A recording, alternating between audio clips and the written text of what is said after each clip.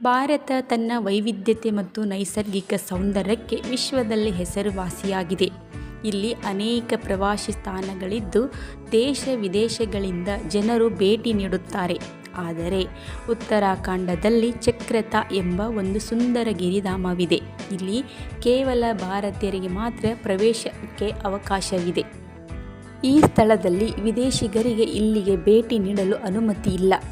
1866ರಲ್ಲಿ ಬ್ರಿಟಿಷರಿಂದ ಸ್ಥಾಪಿಸಲ್ಪಟ್ಟ ಈ ಗಿರಿಧಾಮವು ನಂತರ can't broaden ಸುಪರ್ದಿಗೆ ಹೋಯಿತು. ಪ್ರಸ್ತುತ ಇಲ್ಲಿ ಭಾರತೀಯ ಸೇನಾ ಶಿಬಿರವಿರುವುದರಿಂದ ಭದ್ರತಾ ಕಾರಣಗಳಿಗಾಗಿ ವಿದೇಶಿಗರಿಗೆ ಪ್ರವೇಶವನ್ನು ನಿಷೇಧಿಸಲಾಗಿದೆ.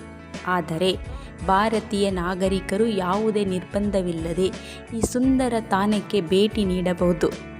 ಚಕ್ರತಾ ತನ್ನ ವಿಶಿಷ್ಟ ಸೌಂದರ್ಯದಿಂದ ಪ್ರವಾಸಿಗರನ್ನು ಆಕರ್ಷಿಸುತ್ತದೆ. ಇಲ್ಲಿ ಟೈಗರ್ ಫಾಲ್ಸ್ ಎಂಬ ಸುಂದರ ಜಲಪಾತವಿದೆ. ನಗರದ ಗದ್ದಲದಿಂದ ದೂರವಿರಲು ಬಯಸುವವರಿಗೆ ಇದು ಶಾಂತಿಯುತ ತಾಣವಾಗಿದೆ. ಚಕ್ರತಾದಿಂದ ಸುಮಾರು 30 ಕಿಲೋಮೀಟರ್ ದೂರದಲ್ಲಿರುವ ಬುದೇರ್ ಗುಹೆಯು ಉತ್ತರಾಖಂಡದ ಐತಿಹಾಸಿಕ ಸ್ಥಳಗಳಲ್ಲಿ ಒಂದಾಗಿದೆ. ಟ್ರೆಕ್ಕಿಂಗ್ ಮತ್ತು ಕ್ಯಾಂಪಿಂಗಿಗೆ ಇದು ಹೇಳಿ ಮಾಡಿಸಿದ ಜಾಗವಾಗಿದೆ.